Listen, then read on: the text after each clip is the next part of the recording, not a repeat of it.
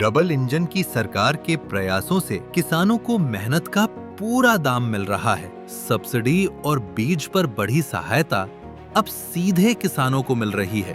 भावांतर भरपाई योजना एवं बागवानी ने खोल दिए आय के नए रास्ते। देश के यशस्वी प्रधानमंत्री आदरणीय मोदी जी के नेतृत्व में ऐसी नीतियां बनाई हैं जिनसे किसानों की आय लगातार बढ़े। ये हमारी सरकार मोदी जी के नेतृत्व में डबल इंजन की सरकार चल रही है कि हमारा किसान सशक्त हो, मजबूत हो, और उसको लेकर के हमारी नीतियां लगातार उनकी आय बढ़ाने के लिए काम कर रही है। अब गांव की खुशहाली खेतों से झलकती है और किसान क्रेडिट कार्ड की ऋण सीमा 5 लाख कर दी गई, ताकि खेती आसान बने और किसान अपने सपनों को पूरा कर सके। मुख्यमंत्री श्री नायब सिंह सैनी जी के कुशल नेतृत्व में किसान उत्थान के नए अध्याय लिखे गए हैं। जब अन्नदाता मुस्कुराएगा, तभी हरियाणा चमकेगा। देखिए, 15 साल का बंगाल की जनता जो कुशासन झेल रही है, इससे पहले कम्युनिस्टों ने और उसके बाद, क्योंकि बंगाल के लोगों ने ये विचार किया था, सोचा था कि कम्युनिस्टों से किस प्रकार से उनसे अपना पिंड छुटकारा किया जाए, और उन्होंने बंगाल में ममता की सरकार बनाई थी। परंतु ममता ने कम्युनिस्ट को भी पीछे छोड़ दिया है। बंगाल को पीछे करने का काम कम्युनिस्ट और बंगाल में ममता की सरकार ने किया है। आज बंगाल में लॉ एंड ऑर्डर की व्यवस्था नहीं है। आज बंगाल में महिलाएं सुरक्षित नहीं है। आज बंगाल में विकास नहीं है। आज बंगाल के अंदर मोदी जी की जो नीतियां हैं, वो नीतियां यहाँ नहीं हैं। हमने बताया है, जहाँ डबल इंजन की सरकारें हैं, आदरणीय मोदी जी के नेतृत्व में चल रही हैं। हम हरियाणा के अंदर मोदी जी के नेतृत्व में किसान की पूरी फसल एमएसपी पर खरीदने का काम कर रहे हैं। हम लाडो लक्ष्मी योजना 2100 रुपये महिलाओं को देने का काम कर रहे हैं। हम महिलाओं की रसोई में 500 रुपये का गैस का सिलेंडर पहुंचाने का काम हमारी सरकार कर रही है। हमने महिलाओं को सशक्त और मजबूत करने के लिए सेल्फ हेल्प ग्रुप को वहां निरंतर मजबूत करने का काम मोदी जी के नेतृत्व में हमारी सरकार कर रही है। आयुष्मान योजना के तहत हमारी सरकार मोदी जी के नेतृत्व में 5 लाख रुपए का अधिकार बहनों को, सब वर्गों को वहां दिया जा रहा है। 70 साल के ऊपर के बुजुर्ग कोई भी है, उसका इलाज की जिम्मेवारी भी नरेंद्र मोदी जी के नेतृत्व में हमारी सरकार कर रही है। चाहे बुजुर्गों को सम्मान भत्ता देने की बात है, हमारी सरकार लगातार गरीब के हित में निरंतर काम कर रही है।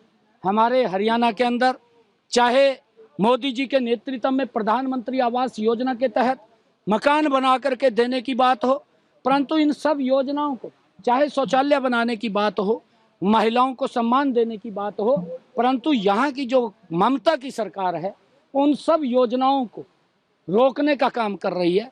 गरीब तक वो योजनाएं नहीं पहुंच रही हैं, जिससे कि गरीब को उनका लाभ मिल सके जो उसके पात्र हैं। परंतु कौन यहाँ की जो सरकार है, ममता की सरकार, अपने राजनीतिक स्वार्थ के लिए गरीब व्यक्ति को, बंगाल की जनता को और प्रताड़ित करने का काम कर रही है। अब बंगाल के लोगों ने ये मन बना लिया है कि आने वाले चुनाव के अंदर यहाँ पर इस सरकार का पतन निश्चित है, क्योंकि ये कानून को नहीं मानते। ये किस प्रकार से लॉ एंड ऑर्डर की स्थिति यहाँ खराब है। भ्रष्टाचार किस सीमा तक है, उसकी कोई सीमा नहीं है। इतना भ्रष्टाचार आम आदमी उससे तंग है। यहाँ के मछुआरे, आदरणीय प्रधानमंत्री जी ने मछुआरों के लिए एक मंत्रालय स्पेशल बनाया, परंतु हमारे मछुआरों को कोई यहाँ लाभ नहीं मिल रहा। उसको रोकने का काम ममता सरकार कर रही है। किसानों को कोई लाभ नहीं मिल रहा। साथियों, प्रधानमंत्री जी ने प्रधानमंत्री किसान सम्मान निधि, प्रधानमंत्री फसल बीमा योजना किसानों को पहुंचाने का काम कर रहे हैं, परंतु यहाँ की सरकार उसे रोकने का काम कर रही है। ये परिवर्तन यात्रा में आज बंगाल के लोगों ने ये मन बना लिया है मैं आज कलुपी की सरदारी में आया था। इस यात्रा के बीच में, परिवर्तन यात्रा में, आज लोग आने वाले समय के अंदर इस सरकार को बाहर का रास्ता दिखाने वाले हैं और मोदी जी के नेतृत्व में एक बंगाल विकसित बंगाल बने, विकासशील बंगाल बने, उसको लेकर के मोदी जी के नेतृत्व में चलने वाले हैं। हरियाणा में जो बंगाली लोग काम पे जाते हैं, कुछ खबर आ रहा है जो बंगला में बात करने के वजह से उनके ऊपर अत्याचार। बंगाल हमारे भाई हैं, एक के साथ भी अत्याचार नहीं हो सकता, एक के साथ भी किसी बंगाल के भाई के ऊपर कोई अत्याचार नहीं हो सकता। हमारी सरकार बंगाल के लोगों से स्नेह और प्यार करती है। किसी प्रकार की कोई हरियाणा के अंदर दिक्कत नहीं है, क्योंकि ये अफवाहें ये ममता सरकार फैला रही है, ये कांग्रेस के लोग फैला रहे हैं। इस प्रकार की अफवाहें, ये झूठ की दुकान इन्होंने खोली हुई है और झूठ फैलाते रहते हैं। किस प्रकार से इन्होंने लोकतंत्र को कुचलने का काम और डॉक्टर भीमराव अंबेडकर जी के उस पवित्र संविधान को कुचलने का काम ये कांग्रेस पार्टी और ममता दीदी मिलकर के कर रहे हैं। आने वाले समय में इनको जवाब देने का काम बंगाल की जनता करेगी। सीएम का जो भतीजा है अभिषेक बनर्जी, जो बोला जो डबल इंजन सरकार है, उसी का क्राइम रेट अच्छा ज्यादा है इस राज्य की तरफ। यहाँ तो FIR भी नहीं लिखी जाती इसके शासन में। हमारे जहाँ पर भी डबल इंजन की सरकार मोदी जी के नेतृत्व में चल रही है, वहाँ पर लॉ एंड ऑर्डर, पारदर्शिता, कानून व्यवस्था एकदम स्पष्ट है, किसी को कोई दिक्कत नहीं है। परंतु जिस प्रकार का यहाँ पर अहिंसा होती है, ये ममता की सरकार के अंदर, कांग्रेस की सरकार में जिस प्रकार की हिंसाएं होती हैं और लोग मारे जाते हैं, उसका जवाब अब इनको यहाँ की जनता देगी और इनको बाहर का रास्ता दिखाएगी। दादा सिर्फ एक सिंगल उधर से डायरेक्ट कर दिया भाई।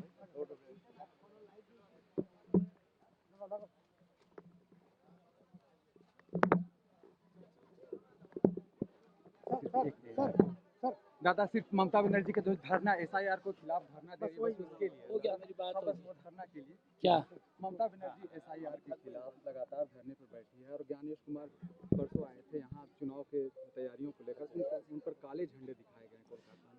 देखिए, ये कांग्रेस पार्टी हो चाहे ममता की सरकार हो, क्योंकि उसी से निकले हुए हैं, ये लोकतंत्र का और हमारी संवैधानिक पीठों का ये सम्मान नहीं करते। क्योंकि SIR ऐसे वो लोग जो बंगाल से आकर के यहाँ पर आए हैं, ममता तो उनको संरक्षण दे रही थी, उनको बाहर निकालने का काम किया और अब भी करेंगे। अब तो इसको पीड़ा हो रही है, क्योंकि ये तो उनको ये स्थान ऐसा धर्मशाला समझी हुई थी ममता ने कि बाहर से आए, यहाँ से उनको बसात करके उनकी वोट बना करके और राजनीतिक लाभ लेते रहें।